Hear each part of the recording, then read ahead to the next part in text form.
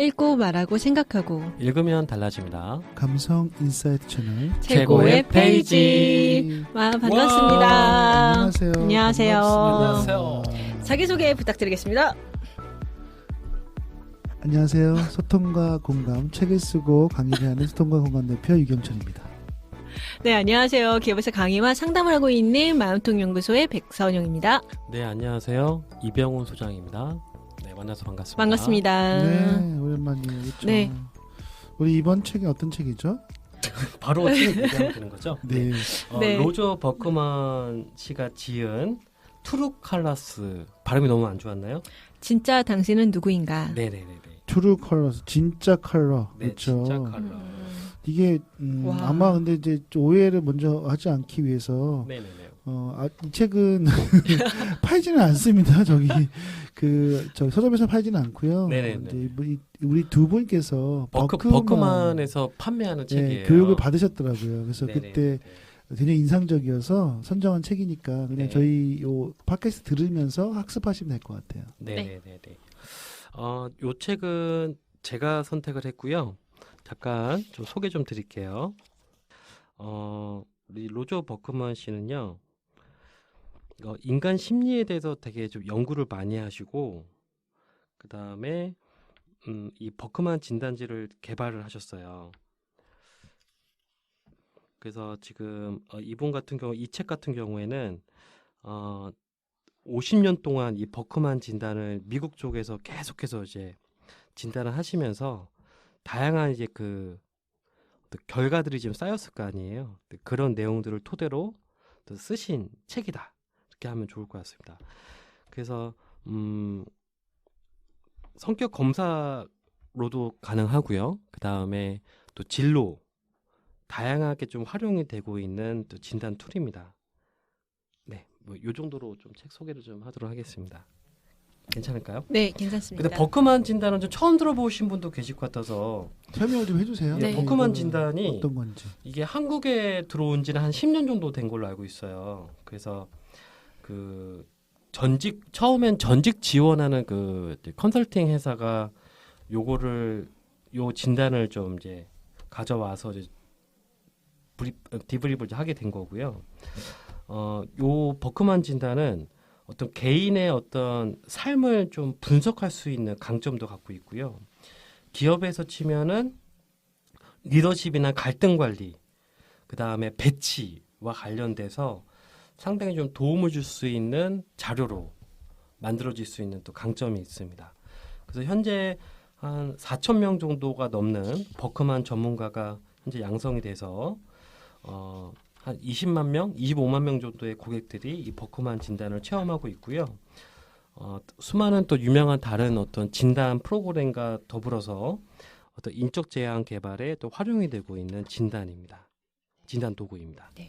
조금 더 설명을 드리면 이 버크만에서는 이제 사람을 색으로 좀 구분을 하고 있어요. 그래서 뭐 레드 성향, 그리고 뭐 그린 성향, 그리고 뭐 옐로우 성향, 그리고 마지막 블루 성향까지 총 4가지 성향을 나눠지고 있고, 이 성향에 따라서 흥미가 다르고, 첫 번째 흥미를 말해요.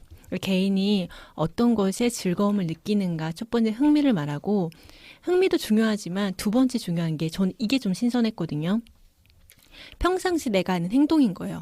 그러니까 즉 나는 흥미롭진 않지만 사람들이 나한테 백선영은 이런 사람이야, 유경철 대표는 이런 사람이야, 이병훈 소장은 이런 사람이야 라고 규정을 지킬 수 있는 내가 평소에 행동을 한다는 거죠. 행동을 하고, 세 번째 욕구가 이야기를 해요. 내가 무엇을 좋아하는지에 대한 욕구가 나오는데, 이 욕구 플러스 알파로 재밌는 건 스트레스라는 거예요. 내가 이 욕구가 충족되지 않았을 때 사람들마다 어떠한 태도와 모습을 보일 거잖아요. 그 스트레스에 대한 모습도 보여주는 게 버크만인 거예요. 그러니까 그러면은 이 색깔에 맞춰서 흥미와 평소 행동과 욕구와 스트레스의 상황을 보여주는데, 그러면 이 색깔 하나에 규정되어서 그 사람을 보여주는가가 아니라 나는 흥미는 뭐 그린이라는 사람들 간에 함께 이야기하는 걸 흥미를 갖고 있지만 내가 평소 하는 행동은 조금 레드의 계열, 좀 다혈질이 좀 제가 말한 부적절한 표현이었어요. 조금 더 빠르게 행동하고 도전적이고 진취적이고 이런 행동을 하고 그런데 또 욕구는 또 다른 색깔을 쓰고 그리고 스트레스 상황에서는 또 이런 스트레스의 상황에서는 이런 색깔을 쓰고 이걸 같이 보여주고 있는 게 버크만이고요. 그리고 여기서 조금 더 뭐 다른 성격 유형과의 차별점이 있다면 뭐 MBTI도 있고 디스크란 진단도 있잖아요. 이런 거의 차이점이 뭐냐면 버크만에서는 ORG라고 하는 일하는 방식의 태도를 보여주고 있어요. 근데 일하는 방식의 태도 역시 색깔로 구분을 하고 있는데 내가 갖고 있는 위에 있었던 흥미와 이런 보여주는 태도와 내가 일하는 방식의 색깔은 다를 수 있다라는 거예요. 그럼 일하는 방식과 성향이 왜 중요하냐라고 한다면 내가 예를 들면 이 유경철 대표님이 저의 상사예요. 그럼 대표님과 나는 일하는 방식은 비슷한 거예요. 사람을 먼저 인재를 확보하고 그 인재를 확보했다는 거 회의를 먼저 주결하고 그리고 나서 문서를 만들고 그리고 나서 행동하고 이러한 일하는 방식은 같은데 희한하게도 이 사람하고 대화하거나 뭐 하는 거는 꺼림칙한 거예요. 그럴 수 있잖아요. 일하는 방식은 같은데 이걸 어떻게 설명할 것이냐. 버크만에서는 성향이라는 부분을 또 이야기를 하거든요. 그거를 우리는 다른 말로 LSG라고 이야기를 해요. 좀 복잡하게 설명을 드렸는데 버크만은 그 사람의 성향 두 번째 일하는 방식을 총체적으로 볼 수 있고 더 중요한 건 조직 분석, 조직표가 나와요. 그러니까 내가 예를 들면 우리 팀은 한번 이거 버크만을 해보겠어요. 그러면은 뭐 A팀이라는 분석이 나오고 B팀이라는 분석이 나와서 이 분석으로 코칭까지 갈 수 있는 좀 재미난 프로그램이고 플러스 되게 파워풀한 프로그램이다라는 말씀을 드려볼게요. 네, 좋네요. 지금 4가지 컬러로 되어 있잖아요. 네. 사실은 컬러로 사람들을 구분하는 게 가장 사람들에게 쉽게 다가설 수 있는 것 같아요. 네, 그래서 그렇죠. 방식은 굉장히 좋은 것 같고 또 이런 비슷한 컬러도 많이 있으니까 그렇죠. 네.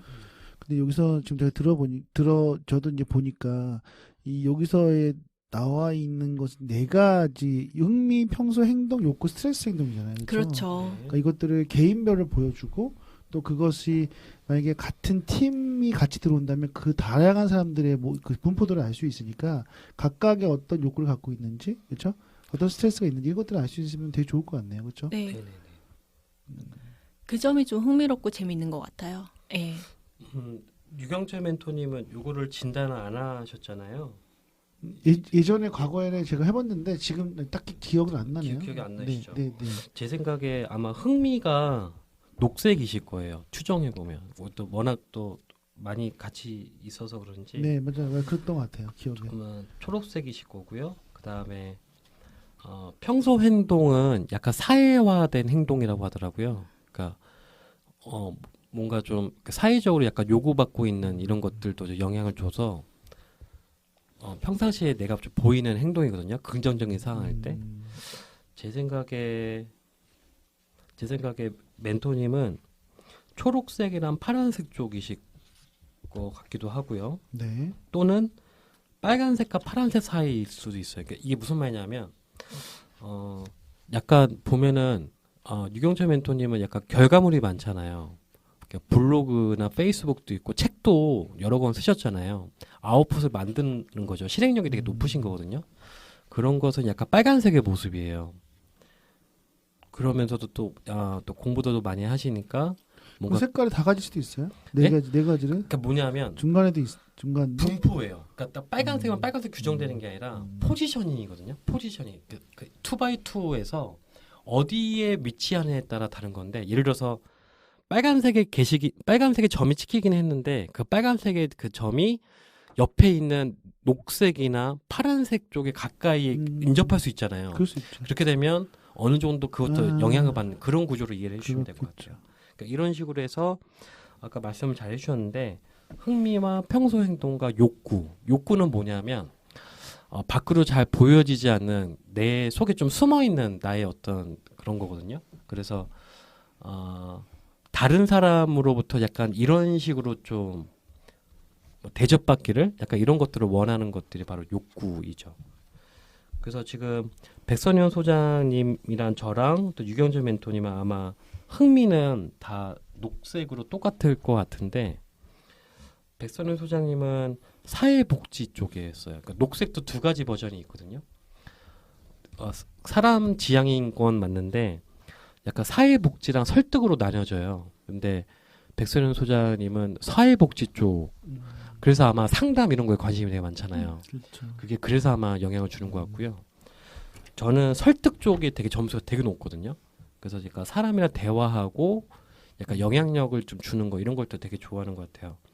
제 생각에 하면 유경철 멘토님도 설득 요거 한 95점 이상 아마 나오실 것 같아요. 이런 식으로. 그래서 아마 강사 일을 하시는 분들은 녹색이 상당히 많으실 것 같아요. 그때도 좀 그런 걸 좀 느꼈거든요.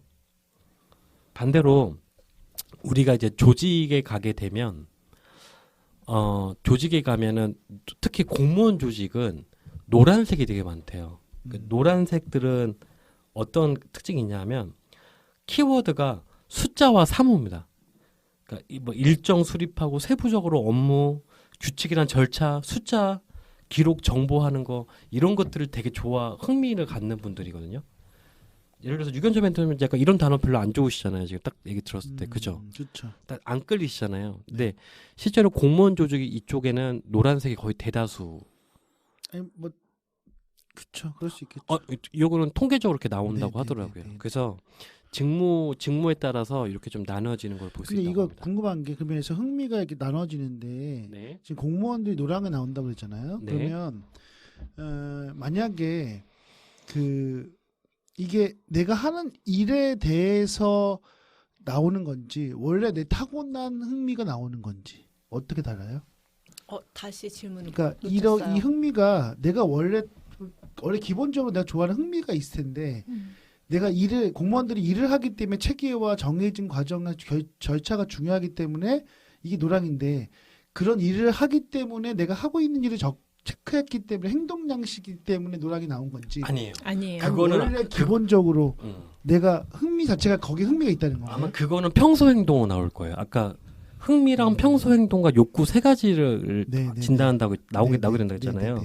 그게 아마 사회화된 행동, 평소 행동이 노란색으로 아마 보일 겁니다. 그러면 그분은 노란색이 안 나오겠네요. 평생 행동은. 그러니까- 평생 행동이 이렇게 나오고 네. 그러니까 아까 흥미는 원래 타고난. 그러니까 흥미는 그러니까 보여주는 태도는 아까 그거는 내가 사회화된 거잖아요. 그 사람들한테 잘 보여주려고 평소 하는 거고 행동. 평소 행동은 네, 네, 그러니까 그건 조엘의 창을 생각하시면 될 것 같아요. 네, 내가 네, 보는 네. 나의 모습과 남이 보는 나의 모습 이걸 조엘의 창으로 좀 생각해 보면 될 것 같아요. 평소 행동은 지금 질문하셨던 거는 흥미인데 이 사람이 흥미가 있기 때문에 이렇게 일을 합니까?라고 질문한 거잖아요. 그렇죠. 근데 이게 또 다시 생각해 보면 흥미를 내가 이런 걸 A랑 뭐 사람을 만나고 이런 걸 좋아하지만 공무원분들 중에서 또 문서를 먼저 작성해야 되는 직무가 더 있으신 분도 있잖아요. 그렇죠. 그러면은 흥미와 다르게 이건 질문하시고 일하는 방식인 것 같아요.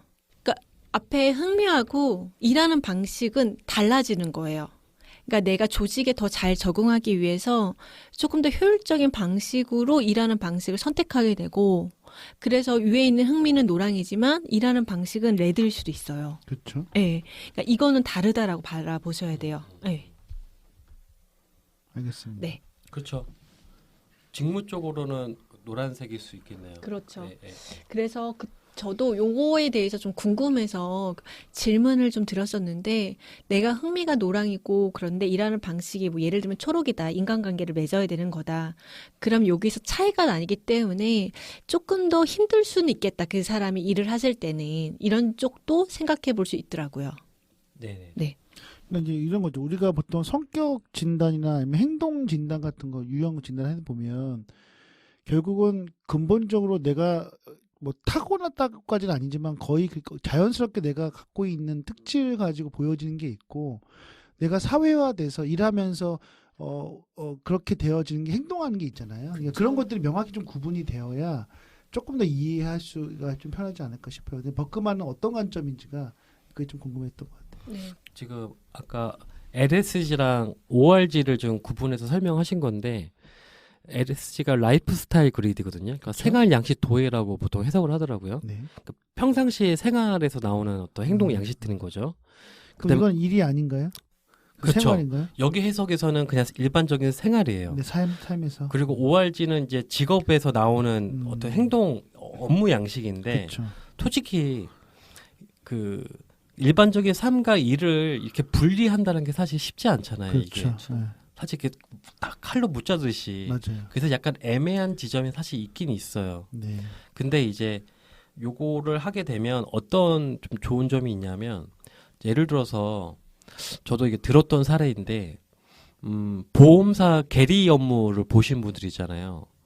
계리 업무. 그러니까 보험료를 산정하고 예를 들어서 삼성생명, 삼성보험, 삼성화재에서 보험을 하나 상품을 만들게 되면 결국에 숫자로 해서 보험금을 얼마 납입을 하면 회사 차원에서도 이득이 되고 소비자 차원에서도 메리트 있는 상품을 만들까. 그러니까 숫자 싸움인 거잖아요.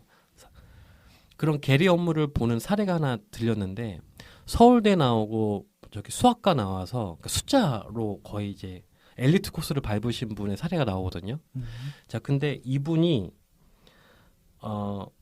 그러면 이분은 아까 노란색으로 치면은 그러니까 노란색과 관련된 일을 하고 있는 거거든요. 노란색은 숫자나 사무 쪽이잖아요. 근데 이분은 노란색이 아니었던 거예요. 업무적인 거나 또 개인적 흥미가 뭐 녹색이나 파란색 이런 거였던 거죠. 어떻게 보면 본인이 하고 있는 일들은 되게 과업 중심의 또 소통도 간접 소통 중심의 어떤 일들인 거잖아요. 그러니까 언밸런스 하잖아요. 그래서 실제로 처음에 초년 때 한 1년 차부터 2년 차까지는 새로운 일을 배우니까 흥미롭게 이제 배우다가 한 5년, 6년 되니까 자기는 이 일을 이제 죽기보다 되게 힘들다. 막 이런 이야기를 했던 사례가 나오더라고요. 그래서 결국 전직을 했던 사례가 있거든요. 그래서 그 사람이 갖고 있는 어떤 흥미나 어떤 직업적인 어떤 이런 태도들이 실제로 그 일을 하는데 더 뭔가 유난주가 될 수도 있고 오히려 방해가 될 수도 있다. 뭐 이런 식으로 해석도 가능하더라고요. 제가 이제 요거 들으면서 이제 이 책은 사실은 구매할 수가 없으니까 아마 독자들이 보고 싶어도 못 볼 거잖아요. 그래서 이 책뿐만 아니라 이제 버크만 관련해서 한번 이번 시간에는 조금 설명을 해주는 걸로 정리를 하면 될 것 같은데 그러면 만약 이 버크만을 진단한다는 어떤 사람이 좀 필요할 것 같아요. 특히 조직에서 일하는 사람 중에서 어떤 뭐 부류나 아니면 어떤 조직이나 어떤 게 더 사람들에게 도움이 될 것인지 한번 설명해 주시겠어요? 뭐 예를 들어서 영업팀이라고 한번 가정을 해볼게요. 가장 쉬운 게 영업팀이니까. 자, 그러면 영업팀에서도 직무가 되게 다양하잖아요. 실제로 외부의 바이어를 만나서 설득을 해서 뭔가 수주를 해야 되는 사람도 있고 영업을 하려면 또 영업 그 관련된 전략을 수립하고 기획하는 사람도 필요할 것이고요. 또 세일즈가 진행이 됐으면 그런 매출이나 이런 것들, 손익계산 이런 것들을 좀 철저하게 하면서 우리의 현재 상황을 분석하는 일도 종합적으로 진행이 돼야 되잖아요. 영업팀이라는 일도. 자, 그러면 예를 들어서 팀장 입장에서 어떤 과업을 찢어서 줄 때 그냥 정형화된 어떤 그런 분배해서 업무를 주는 게 아니라 이 사람이 흥미를 보일 만한 직무들이 지금 눈에 보이는 거잖아요. 예를 들어서 녹색은 사람 지향이니까 아무래도 좀 사람 만나고 이런 것들을 좀 좋아하겠다.